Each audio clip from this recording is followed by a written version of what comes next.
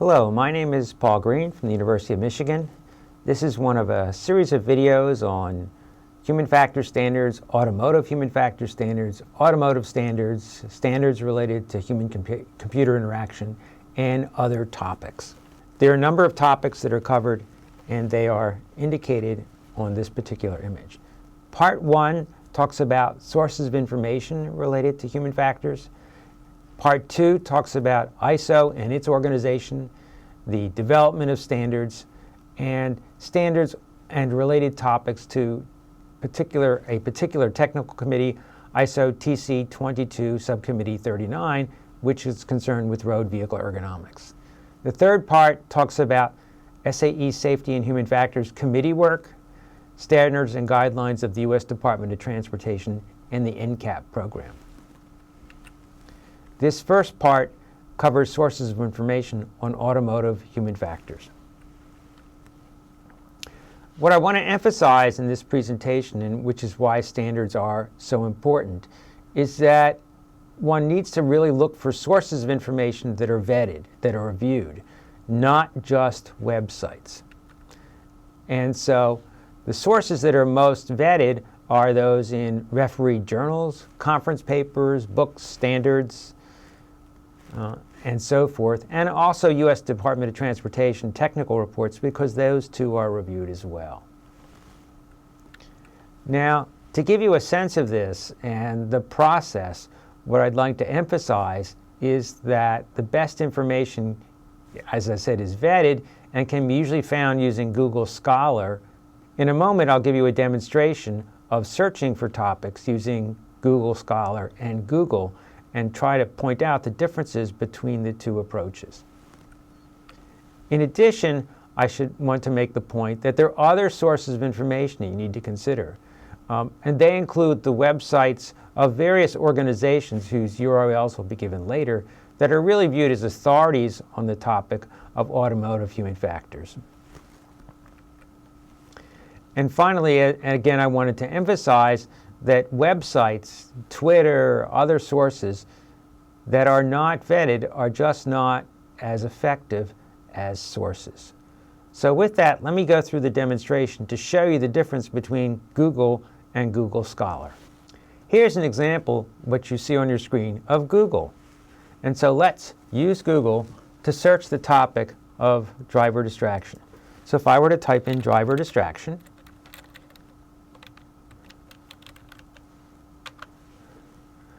we see a number of websites that come up. So we get something from It Can't Wait. I'm not sure what that is. Oh, it's an ad.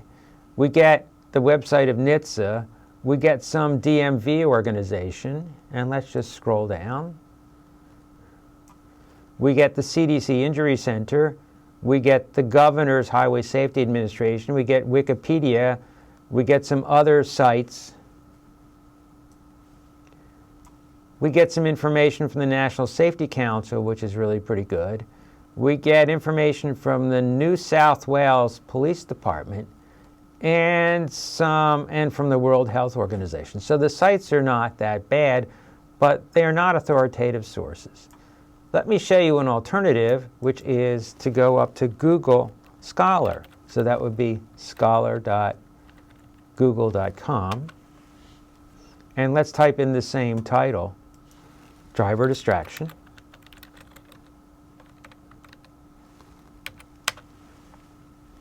And now let's see what we get. So you can see there's a paper by Richard Olson and Rich Hanowski and some others from Virginia Tech. And this is a study of driver distraction in commercial vehicle operations. It's been cited by 324 people. Here's another study by Horbury and Horbury's colleagues, cited by 553 people on driver distraction. This appeared in Accident Analysis. The next citation down is a review of the literature, which, if you're interested in the topic, is probably a good place to start, by Christy Young, Mike Reagan, and a colleague. And let's just scroll down. You can see that's cited by 598 people. And in fact, these little quote marks, if you click on them, it gives you the citation in a variety of formats here. The one that's often preferred is American Psychological Association. So if you need to take this and put it in some sort of reference list, you can simply copy and paste it. And usually, but not always, it's properly formatted. And there's a paper by Joanne Harbrook and so forth. Citation frequency is important, but it doesn't necessarily, it's not the only factor to consider. And notice that these are not in order of the citation frequency, because Google Scholar considers other things in the order in which they list things. It's not really very well known what that order is. But the point is that these are vetted sources, they've been reviewed, and that's really important because generally vetted sources are much higher quality than those that are not vetted, which usually means ordinary websites.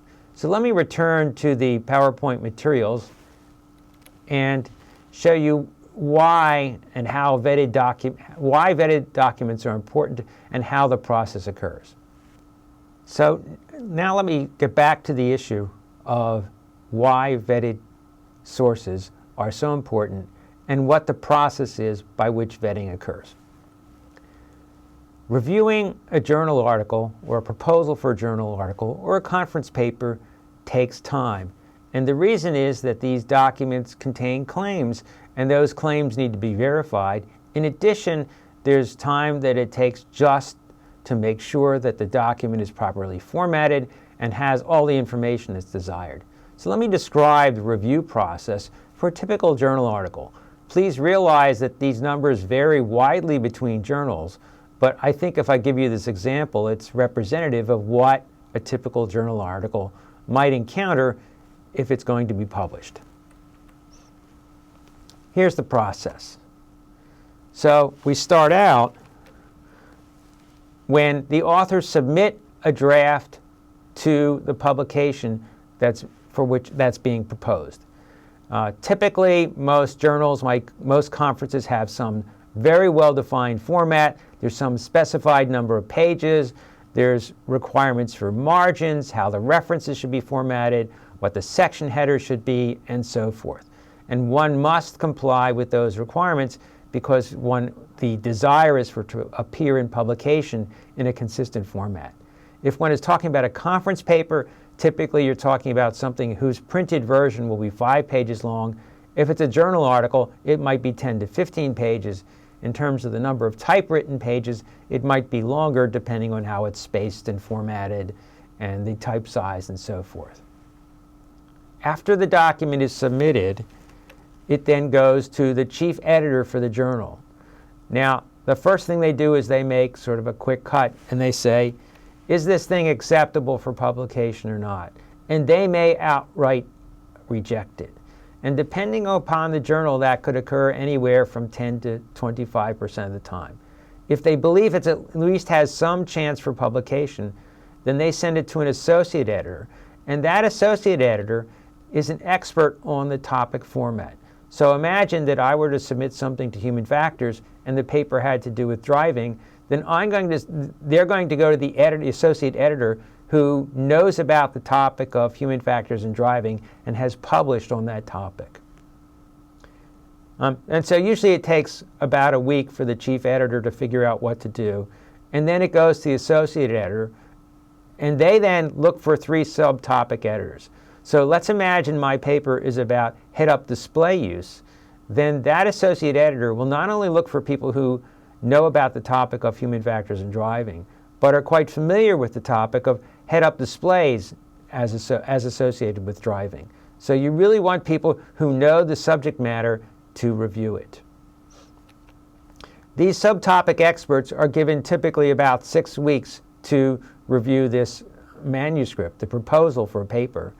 And then they send reviews back to the associate editor.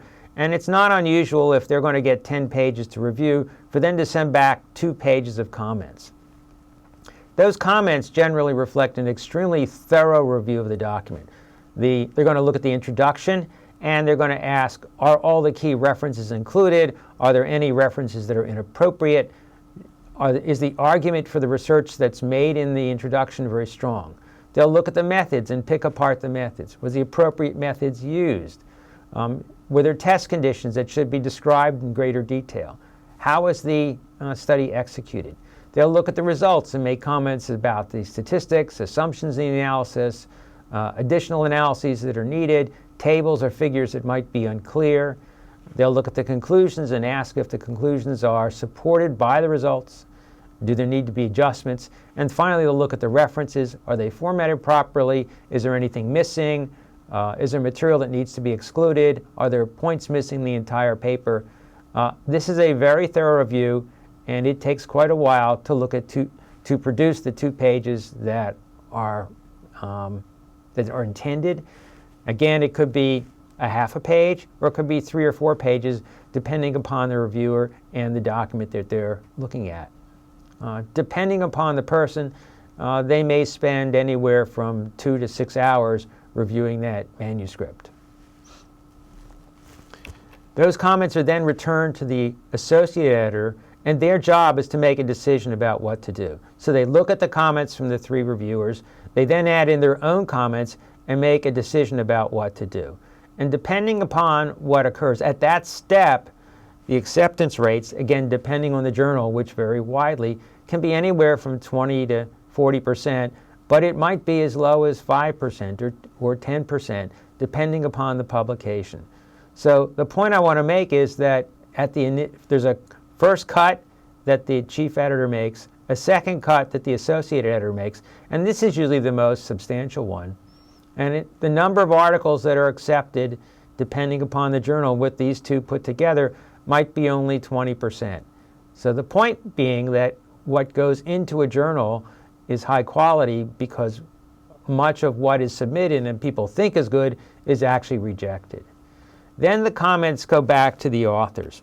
And if it's deemed to be potentially acceptable for publication, then the authors usually take about 8 weeks to go back, and they look at every comment from every reviewer and try to respond to them. And it's not unusual to create a table, and in that table to list every comment from every reviewer and how it was responded to. And this only occurs, though, if there was some sort of hope of acceptance from the associate editor. It then goes back to the associate editor for review all over again, and the 3 people or 4 people or 2 or whoever reviewed the original article, usually it's about 3, then get to do what they did all over again. Now the hope is that many of the comments are resolved and the changes have not led to new problems, and the changes that were requested were made or at least considered appropriately. So this does take time and involves, in fact, all the reviewers, not the first author of the document. So this is then submitted again, and they go through the same process all over again. And it could be that in responding to the first set of comments that the reviewers are not happy with what's been done. They can request additional changes, or they can say at that point, we're rejecting the document. Next, it goes on to somebody on staff who reviews the format. They check to make sure everything truly complies with what was the format requirements of the journal. Normally, the reviewers will check that, but sometimes the staff editor will find things or have suggestions. Not all journals have a staff editor to assist. At that point, however, there's some process by which the document is converted from typically Word or some LaTeX format to a PDF, which then comes back to the authors because it's the PDF that's eventually published. And it's not unusual in the process of creating a PDF that there's occasionally format problems or somebody spots something that does need changing. However, rewriting the document at that point is almost impossible. You can maybe change a word here and there, but nothing more substantial. That PDF then comes back to the authors, and usually there's a very short period of time that they have for reviewing it, typically on the order of 1 week. And that means not just the lead author, but all the authors need to review the document.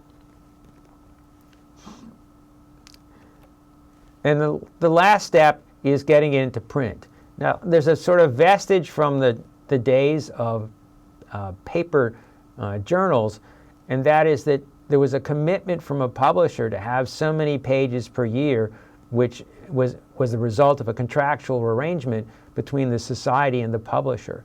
So they need each year, the society, to submit some number of journal articles. that will lead to some number of pages that the publisher will commit to present. So therefore, you don't want to get sort of at the last minute every paper out for publication.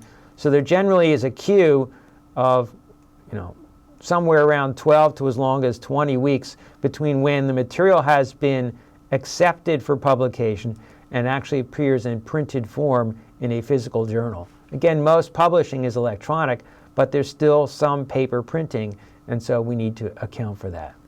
So you can see the time period from when something is submitted, which may or may not be accepted, and finally appears in print, can be anywhere from a half year to a year, depending upon the publication.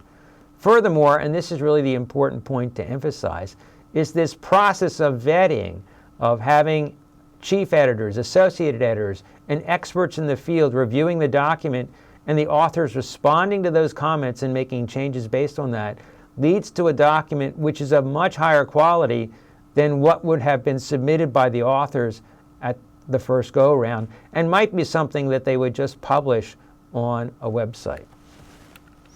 And that's really the important point, that this process of review is an intent to lead to something that's much closer to the truth. What appears on a website can be anything. Now, in addition to journal articles, there are a number of books on the subject of automotive human factors, and I just want to talk about a few of them that I find useful and interesting. So the first one is a book by Vivek Bizet called Ergonomics in the Automotive Design Process. And I would say if there's one book on this topic that I feel is quite good, I would say Vivek's book is the best of them. A second publication is by Leonard Evans called Traffic Safety. He's published a number of books on this topic. Leonard is a physicist, and his sort of the rigor that a physicist would use to understand a problem is evident in the analysis that are in his book. Harvey and Stanton, a third reference, is really concerned with the usability of interfaces. It's not a general book on automotive human factors, but it's well done and worth mentioning. If you're interested in design standards, which is the focus of this presentation, I want to mention a technical report that Heejin Jiang, who's graduated recently, got his Ph.D., and I wrote a number of years ago on SAE and ISO standards, and there are other publications that we've written on this topic that I have done in particular. And so over the years, I expect we will continue to get financial support to update these reports and documents. So should you be interested in the topic, just go to the website of my research team, and you will find references in the publication list. Next is a very well-known book by Mike Regan and his colleagues on driver distraction. And it's now a few years old, but it's very, very good in terms of its content. Another publication which is not very well known, but I found to be really useful, is a book by Gary Roop that the Society of Automotive Engineers had published that was a summary of a conference on driving performance metrics. This has, although its focus was on driver distraction, its application is much broader than that. Also, there's a publication by Allison Smiley, to which I've contributed a book on human factors in traffic safety. This is a series that's been published a number of times, and I expect you will continue to see updates over the years of this publication. The last one I want to mention is a report that was part of a project called AID that listed some of the standards that are out there. Again, standards and guidelines are a focus of this presentation. The document is a few years old, but what's happened over time is that the standards have been revised and improved, and there haven't been a huge number of new standards that have been introduced. So I think you would find that this particular report is a nice complement to the work that we've done at UMTRI. Finally, there are a large number of secondary references. There's a handout associated with this presentation, and I would suggest you take a look at it for additional information. And again, that handout will be found on my website, and I assume that at some point NIST will provide it somewhere. The location has yet to be determined. So in addition to journal articles, conference papers, and so forth, it's really important for professionals to network and talk to others who are doing related work to what they're working on. And so that often happens in professional societies and conferences. There are a number that I want to mention that are of particular interest to the focus of this presentation of automotive human factors. There is a meeting that occurs annually called Driving Assessment, it occurs every other year. It's called the Driving Assessment Conference. It happens generally in the summertime, and they try and find a nice resort because they want people to really go away and not be bothered by other things and focus on the content of the subject matter. So driving assessment is a conference. I don't remember how many times. It's probably about 8 or 9 or 10 times it's occurred, and it's really well done. If you're interested in finding more about it, just type driving assessment or driving assessment conference, Google it, and you'll get the information. I'm very active in the Human Factors and Ergonomics Society. There is a group of people interested in surface transportation, so you'll see a number of presentations each year. The meeting is held annually in September and October on this particular topic. The value of that meeting, however, is not merely its focus on transportation, but human factors in general, because you really find that often questions that you have come not just from necessarily the focus of your work, namely automotive human factors, but maybe for the study of aircraft or from medical applications or from other contexts. The methods often come from other areas, and the ideas are important to us, so we need to be aware of them. The Society of Automotive Engineers meets annually in Detroit. They generally meet in April, although there's been some talk about moving the meeting to another time. They meet at Cobo Hall.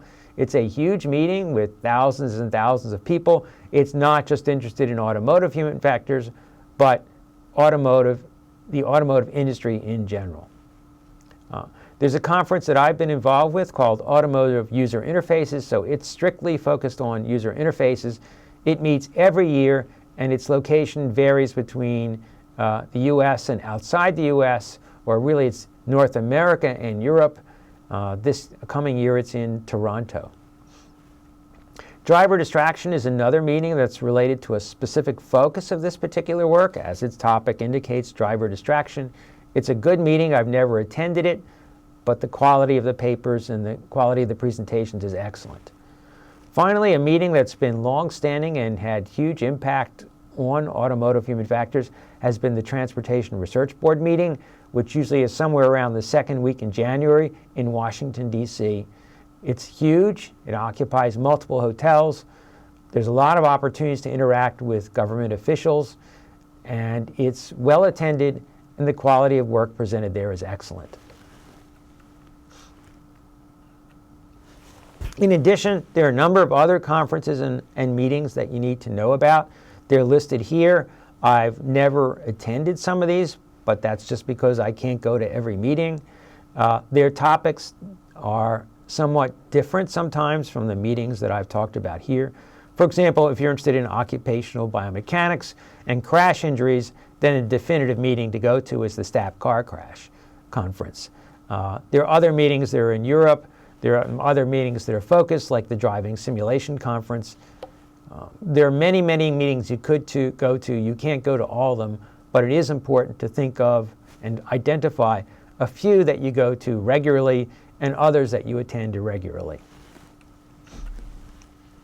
Finally, there are a number of journals that you need to know about that are pertinent to this particular topic.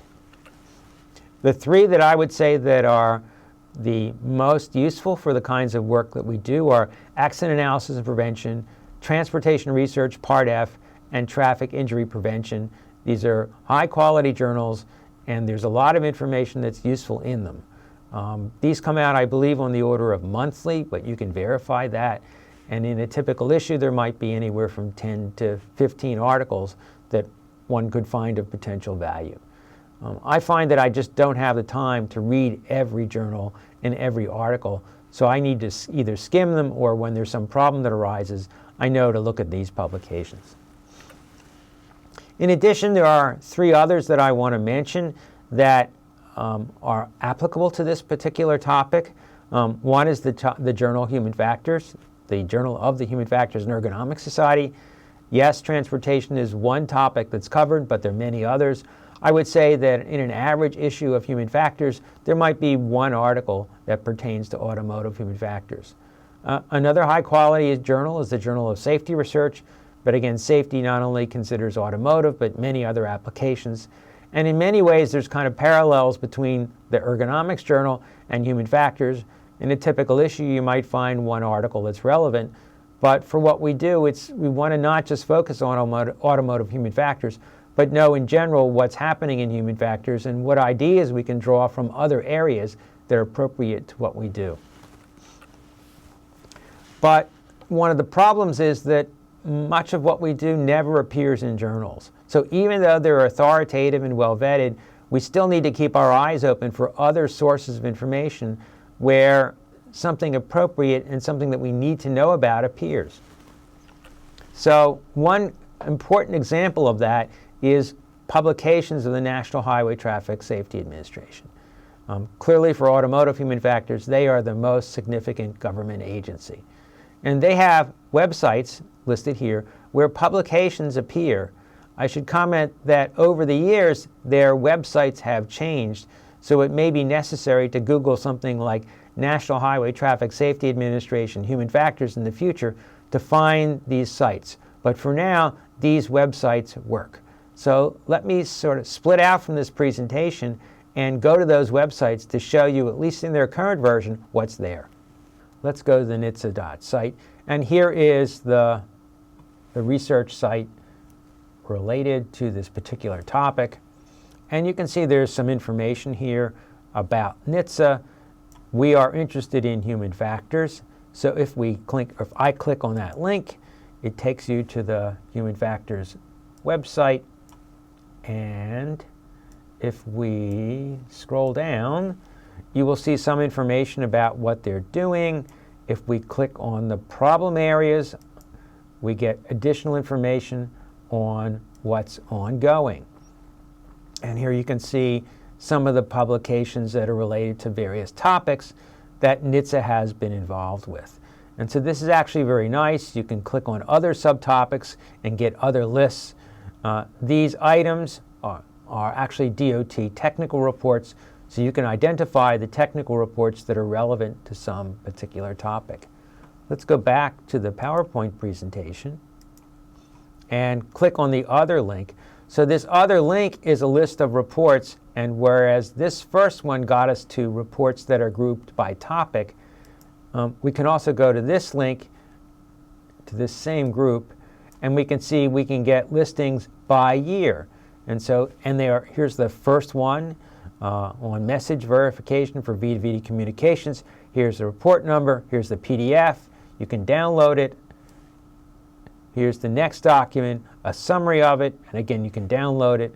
So this is useful because if you haven't looked at the NHTSA website for some time, you might want to say, well, what's the latest information overall that they've been doing? And so this particular approach lets you get them chronologically. The previous approach that I described allows you to identify and download publications by topic. And again, for almost every one of these, there's a PDF. It's available for download, and because they're government publications, they're available for free.